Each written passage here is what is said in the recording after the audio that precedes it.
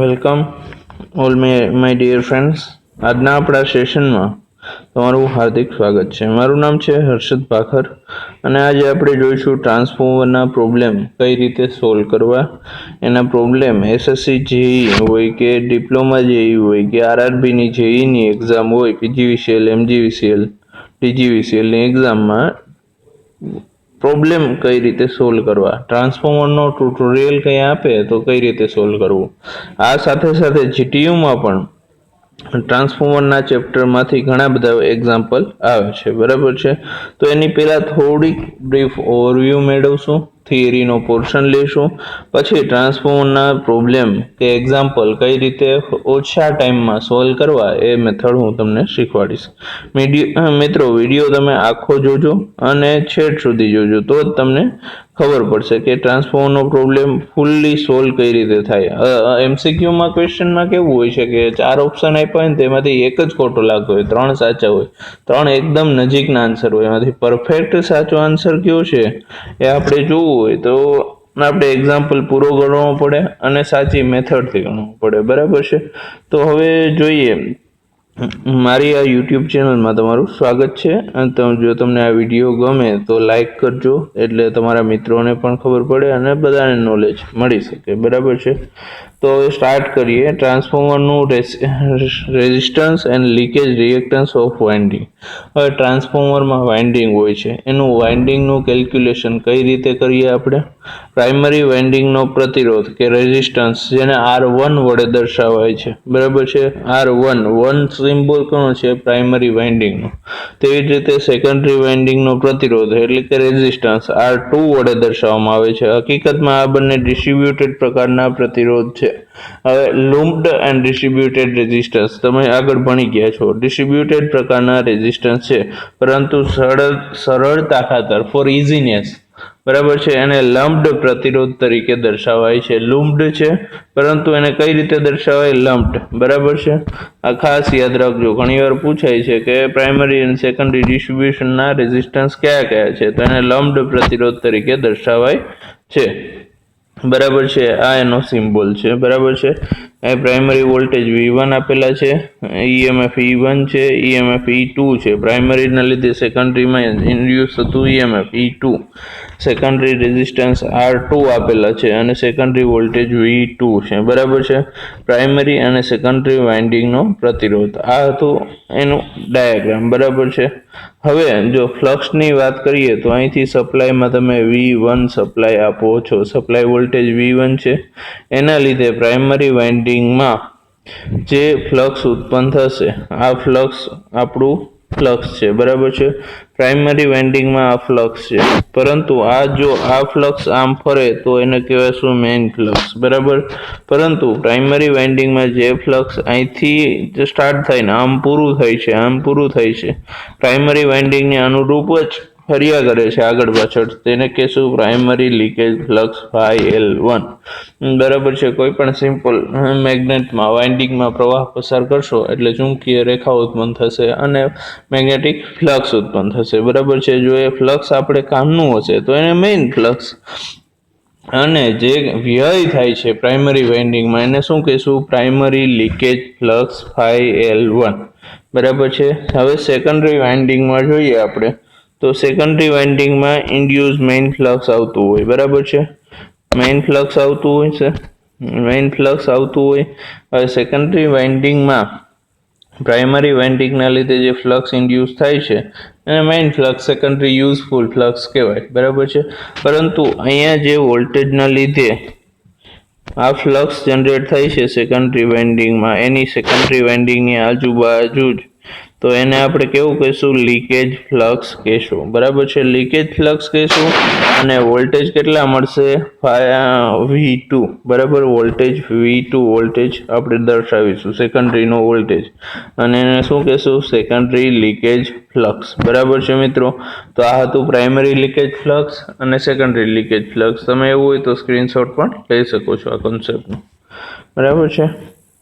હવે વાત આવે રેઝિસ્ટન્સ પછી રિએક્ટન્સની.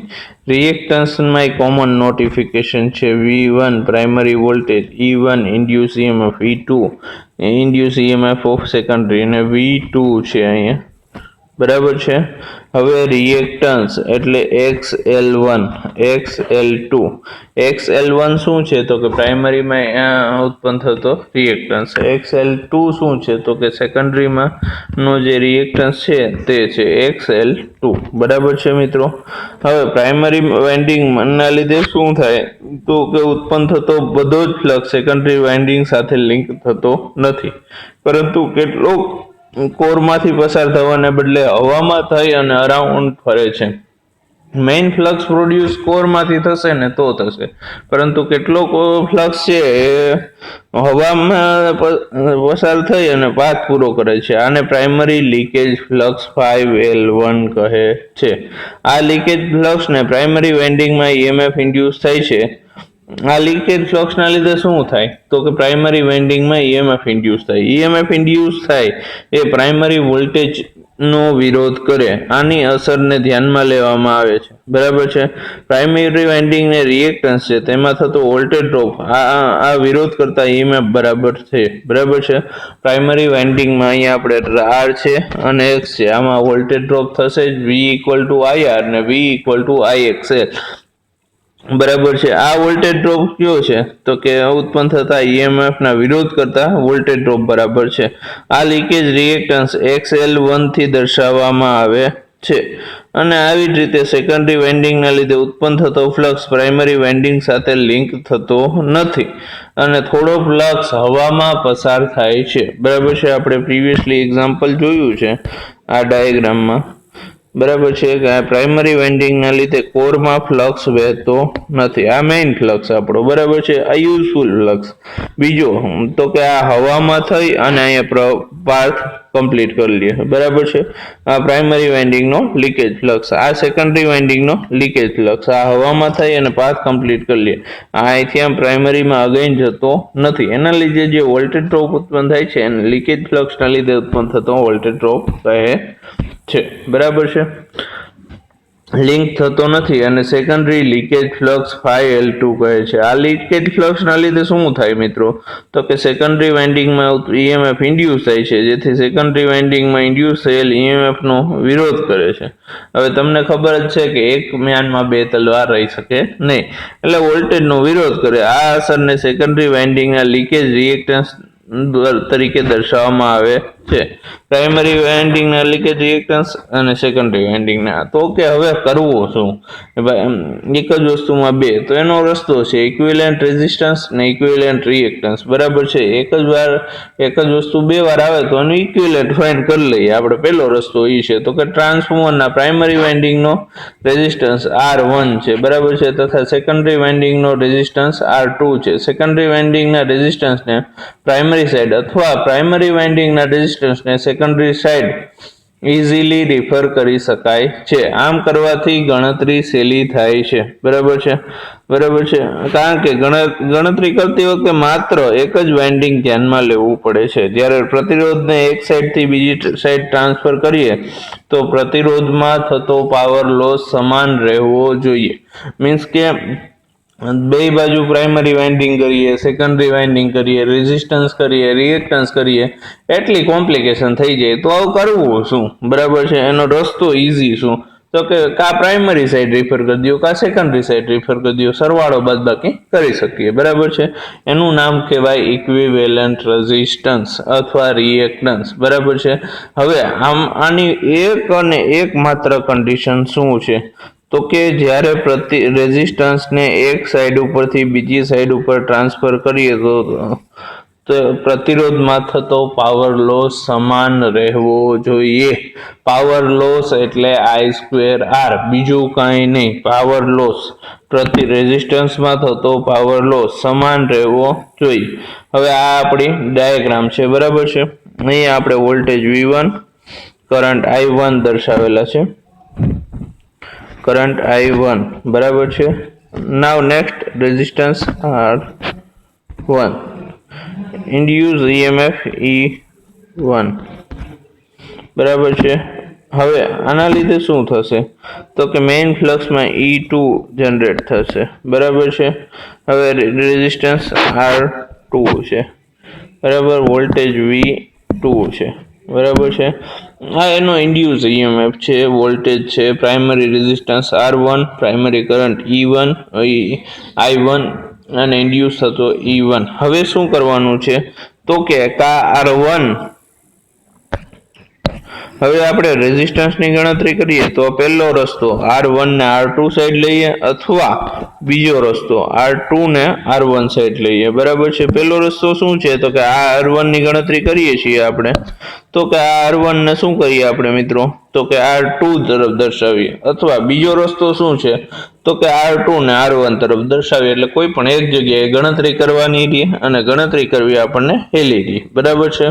તો આ ટ્રાન્સફોર્મરના વાઇન્ડિંગનો રેઝિસ્ટન્સ છે. ધારો કે આપણે સેકન્ડરી વાઇન્ડિંગના રેઝિસ્ટન્સ R2 ને પ્રાઇમરી સાઈડ રિફર કરીએ તો, ધારો કે આપણે સેકન્ડરી વાઇન્ડિંગનો રેઝિસ્ટન્સ છે R2, બરાબર છે, અને પ્રાઇમરી સાઈડ રિફર કરીએ તો શું થશે, પ્રાઇમરી સાઈડ રિફર કરશું તો શું થશે તો કે ટ્રાન્સફર થયેલા આ રેઝિસ્ટન્સને R2 ડેશ વડે દર્શાવાય, R2 અને ડેશ વડે દર્શાવાય છે, બરાબર છે. ટ્રાન્સફર થયેલા આ રેઝિસ્ટન્સને R2 ડેશ વડે દર્શાવાય અને પ્રાઇમરીમાંથી કરંટ I1 પસાર થાય તો કોપર લોસ સરખાવીએ તો, હવે કોપર લોસ કોને કહેશું, I2R ને. હવે બરાબર છે, રેઝિસ્ટન્સ R2 આપણે ટ્રાન્સફર કર્યો છે R1 સાઈડ, બરાબર છે, તો કે I1 R2 ડેશ નો સ્ક્વેર બરાબર I2 R2 square, I2 square R2 square, બરાબર છે. આના ઉપરથી R2 ડેશ ને કરતા બનાવીએ, બરાબર, તો શું થશે R2 dash as it is, R2 dash as it is, I2 square R2 હતા છેદમાં I1 આવશે તો I2 by I1 no square into R2, બરાબર છે. I2 બાય I1, હવે મિત્રો યાદ કરો રિલેશનશિપ I1 V1 બરાબર I2 V2, એના ઉપરથી I2 બાય I1 બરાબર શું થશે V2 બાય V1, તો કે I2 બાય I1 ની જગ્યાએ શું મૂક્યું છે V2 બાય V1 મૂકી દીધો ઇન્ટુ R2, તો V2 બાય V1 શું છે તો કે તમને ખબર હશે તો કે V2 બાય V1 શું છે મિત્રો તો કે inverse of turns ratio, transformer ratio K², બરાબર છે, તો કે R2 ડેશ બરાબર શું થશે, અહીંયા ડેશ આવશે R2 ડિવાઇડેડ બાય K². હવે આ રિલેશન એક વસ્તુ યાદ રાખજો, આ કોમન રહેશે, બરાબર છે. હવે પ્રાઇમરી વાઇન્ડિંગનો રેઝિસ્ટન્સ R1 છે અને પ્રાઇમરી વાઇન્ડિંગના કુલ રેઝિસ્ટન્સને R01 વડે દર્શાવાય, મીન્સ કે અહીંયા આપણે શું કર્યું છે તે ખાસ ડ્રોઈંગમાં જુઓ, ડ્રોઈંગમાં આપણે શું કર્યું છે, અહીંયા R2 રેઝિસ્ટન્સ હતો આ ભાઈ પાસે, બરાબર છે, સેકન્ડરી પાસે R2 હતો અને રિપ્લેસ ક્યાં કર્યો R2 ડેશ, બરાબર છે. તો અહીંયા આપણે હવે પહેલા બે રેઝિસ્ટન્સ થઈ ગયા, R1 R2, બરાબર છે.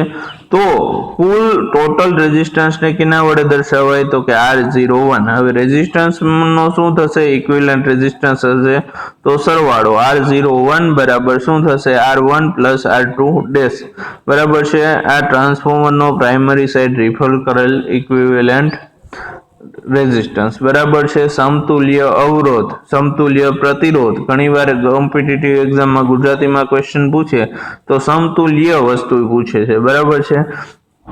સમતુલ્ય એટલે બીજું કાંઈ નહીં, ઇક્વિવેલન્ટ રેઝિસ્ટન્સ, બરાબર છે.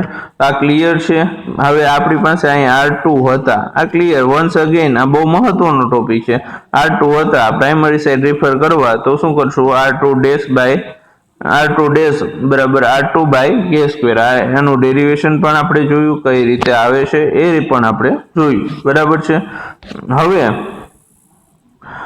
R01 બરાબર શું કર્યું R1 પ્લસ R2 ડેશ, ભાઈ આપણે બે રેઝિસ્ટન્સ છે, R01 બરાબર શું થશે R1 plus R2 by K². આ ક્લિયર છે.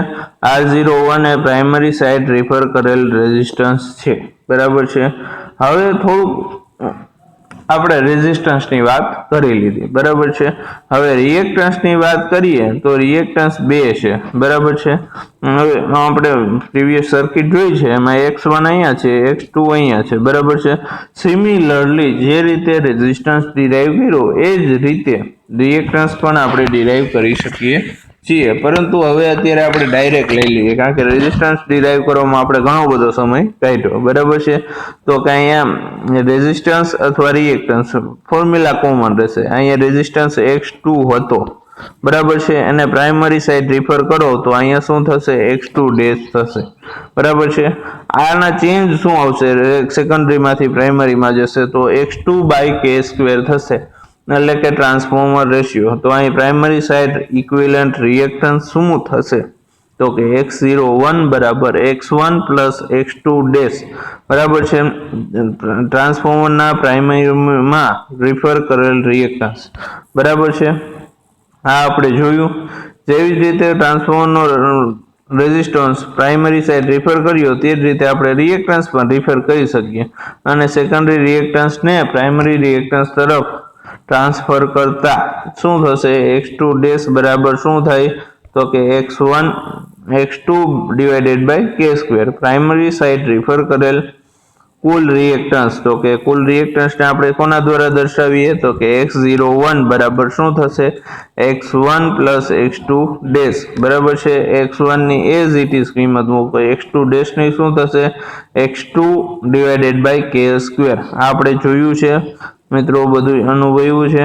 હવે આ જ રીતે પ્રાઇમરી વાઇન્ડિંગને લીધે પ્રતિરોધ કે રિએક્ટન્સને સેકન્ડરી સાઇડ ટ્રાન્સફર કરીએ તો તેને k સ્ક્વેર વડે ગુણવા પડે.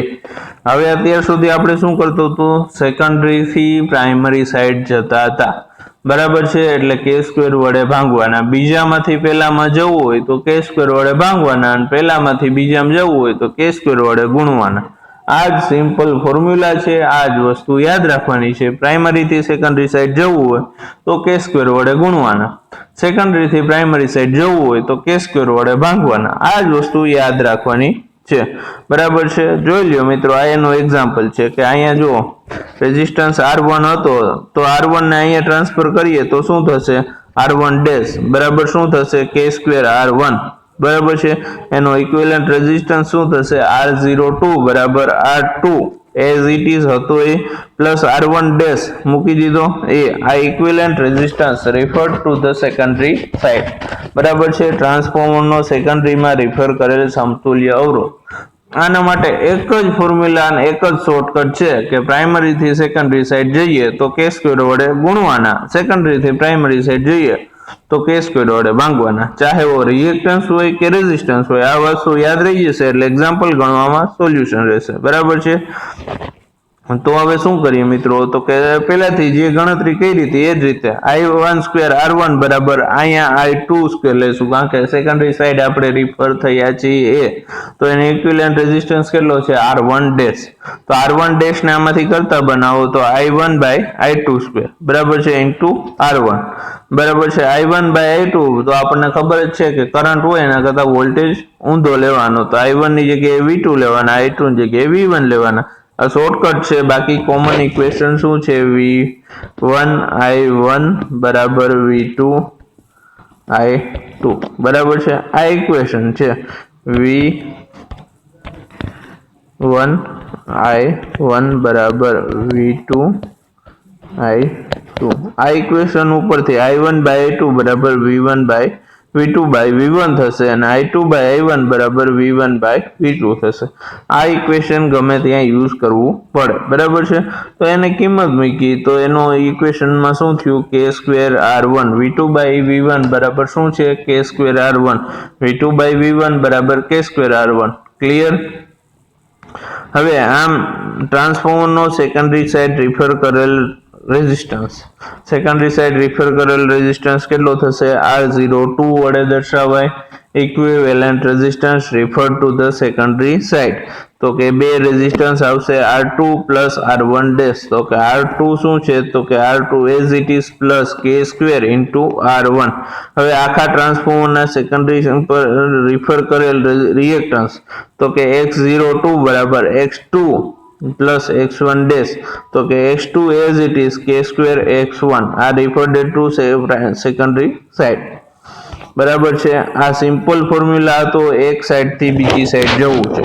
તો આની શોર્ટકટ મેથડ હજી પણ તમને કહી દઉં છું, પ્રાઇમરી માંથી 1 to 2 કે સ્ક્વેર વડે ગુણવાના મલ્ટીપ્લિકેશન બરાબર છે 2 to 1 શું થશે કે સ્ક્વેર વડે ડિવિઝન આ એક જ ફોર્મ્યુલા છે આનો બરાબર છે હવે જોઈએ equivalent reactance referred to the secondary side જે આપણે જોયું એને આકૃતિ આમાં દર્શાવે છે બરાબર છે આમાં બીજું કાંઈ છે નહીં હવે એક એક્ઝામ્પલ લઈએ બરાબર છે એક્ઝામ્પલ લેશું એટલે તમને ખબર પડશે કેવા એક્ઝામ્પલ પૂછાઈ શકે છે એક 440 વોલ્ટ અને 110 વોલ્ટ મીન્સ અહીંયા વોલ્ટેજ રેશિયો આપેલા છે બરાબર છે V1 બાય V2 આપેલા છે સિંગલ ફેઝ ટ્રાન્સફોર્મરના પ્રાઇમરી વાઇન્ડિંગનો રેઝિસ્ટન્સ R1 આપેલો છે અને રિએક્ટન્સ અનુક્રમે 4.4 R1 છે બરાબર છે અને રિએક્ટન્સ 8 ઓહ્મ છે વાઇન્ડિંગના પ્રતિરોધ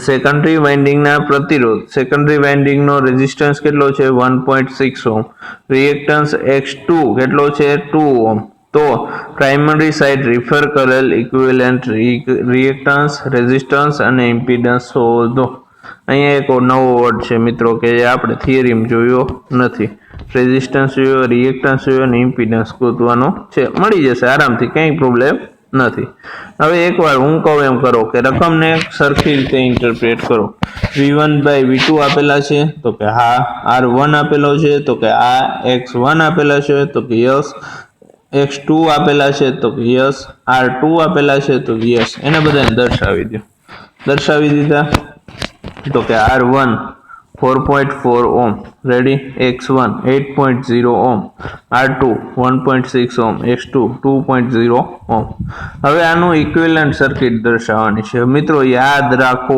રકમમાં શું કીધું છે સિંગલ ફેઝ ટ્રાન્સફોર્મરના પ્રાઇમરી વાઇન્ડિંગના પ્રતિરોધ અને રિએક્ટન્સ આ રીતે છે સેકન્ડરી વાઇન્ડિંગના રિએક્ટન્સ અને રેઝિસ્ટન્સ આ રીતે છે તો પ્રાઇમરી સાઇડ રિફર કરેલ આ રેઝિસ્ટન્સને પ્રાઇમરી સાઇડ રિફર કરેલ ઇક્વિવેલન્ટ રેઝિસ્ટન્સ રિએક્ટન્સ અને ઇમ્પિડન્સ શોધો તો કે પ્રાઇમરી સાઇડ આપણું કંઈ રહેવું જોઈએ નહીં પ્રાઇમરી કોને આપી દેવાની છે સેકન્ડરીને આપી દેવાની છે પ્રાઇમરીમાંથી સેકન્ડરીમાં જાઓ તો આપણો શોર્ટકટ ફોર્મ્યુલા શું છે તો કે કે સ્ક્વેર વડે ગુણવાના અહીંયા કે સ્ક્વેર આપી દીધો તો કે હા શું આપ્યો તો કે voltage ratio V1 by V2 આપી દીધો તો કે હા 440 ડિવાઇડેડ બાય 110 બરાબર છે આપણે જોયું તો એમ R02 બરાબર શું થશે R2 dash plus R1 dash X02 બરાબર શું થશે X2 plus X1 dash clear આ વસ્તુ તો કે R01 બરાબર R1 સોરી આ રકમમાં આ ડાયાગ્રામ ખોટો બરાબર છે આના કરતા અહીંયા આવશે બરાબર છે R1 બરાબર R2 into V1 by V2 square બરાબર છે તો R1 ની કિંમત શું છે 4.44 છે તો કે હા R2 ની કિંમત શું છે તો કે 1.6 V1 ની કિંમત શું છે 440 ડિવાઇડેડ બાય 110 નો સ્ક્વેર તો કે R01 referred to primary side શું મળશે 30 ઓહ્મ રેડી હવે રિએક્ટન્સ ગોતો મિત્રો તો રિએક્ટન્સ શું થશે X01 બરાબર X1 plus X2 V1 by V2 square બરાબર છે અહીંયા X1 8.0 X2 2.0 બરાબર છે હવે V1 બાય V2 કેટલા આવશે 400 ડિવાઇડેડ બાય 110 બરાબર છે 400 ડિવાઇડેડ તો કે X01 કેટલા મળશે તો કે 40 ઓહ્મ હવે અહીંયા આપણે બે વસ્તુ મેળવી લીધી equivalent resistance referred to primary side equivalent resistance referred to secondary side બરાબર બે વસ્તુ આપણે મેળવી લીધેલી છે બરાબર છે Z01 શું થશે ઇમ્પિડન્સ મેળવવાનો કીધો Z બરાબર શું થશે square root of R square plus X square આપણને યાદ જ છે રેઝિસ્ટન્સ પ્લસ રિએક્ટન્સ નો સ્ક્વેર બરાબર ઇમ્પિડન્સ થશે બરાબર છે તો Z બરાબર શું થશે સ્ક્વેર રૂટ ઓફ R01 નો સ્ક્વેર પ્લસ સ્ક્વેર X01 નો સ્ક્વેર તો કે 40 ને 30 50 આવશે તો આ હતો સિમ્પલ એક્ઝામ્પલ બરાબર છે હવે નેક્સ્ટ એક્ઝામ્પલ આપણે પછીના સેશનમાં જોઈશું. બરાબર છે. તો આ હતી theory referred to primary side, referred to secondary side, અને આવો એક એક્ઝામ્પલ ઘણીવાર જીટીયુમાં પણ પૂછાઈ શકે છે. બરાબર છે. તો જો તમને આ લેક્ચર ગમ્યો હોય તો લાઈક કરો, શેર કરો અને સબસ્ક્રાઇબ કરો આ ચેનલ. બરાબર છે. અને બીજા મિત્રોને પણ શેર કરજો. Thank you very much.